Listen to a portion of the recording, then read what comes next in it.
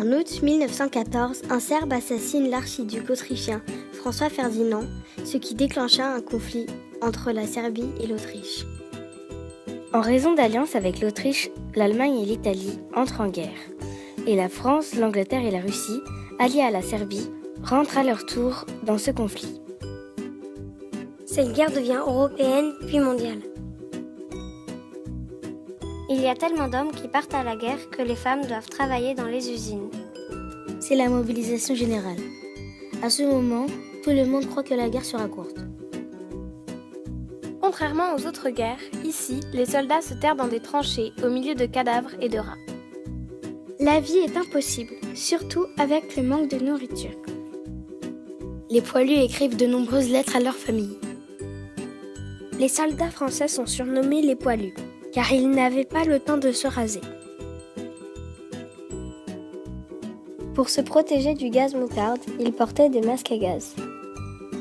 Verdun est la pire des batailles de la Première Guerre mondiale. Elle fait 379 000 morts, blessés et disparus. Cette bataille a eu lieu près de l'Allemagne en 1916. La bataille de la Marne est une des plus importantes, avec celle de Verdun. Cette action a été appelée en renfort pour transporter de nombreux soldats sur le front. Ce sont les taxis de la Marne. Georges Clemenceau, né en 1841, a eu une carrière bien remplie. La plupart du temps, il va voir les soldats pour les encourager. On le surnomme le Tigre ou le Père de la Victoire. Il meurt en novembre 1929. L'Allemagne se rend. L'armistice est signé le 11 novembre 1918 à Rotonde, au nord de Paris. Cela se passa dans un wagon. Le traité de Versailles se passe en 1919. Il déclara que l'Allemagne est coupable de toutes les destructions et il lui est interdit d'avoir une armée. Mais cela ne va pas se passer exactement comme ça. L'Allemagne va rapidement reformer une armée.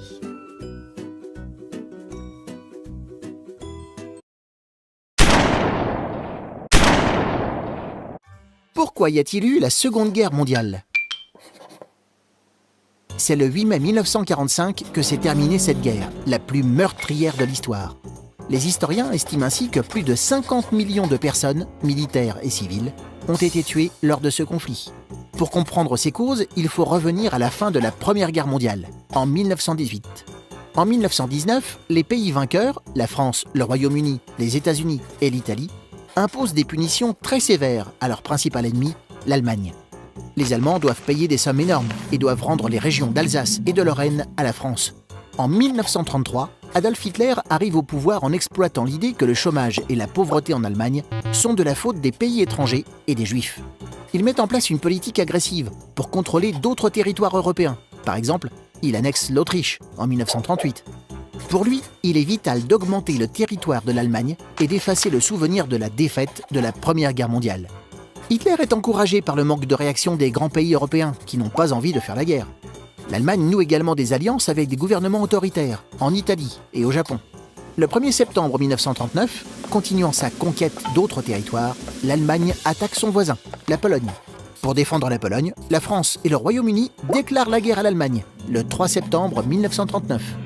Le système des alliances va entraîner d'autres pays dans le conflit qui dépassent les frontières de l'Europe pour devenir une guerre mondiale.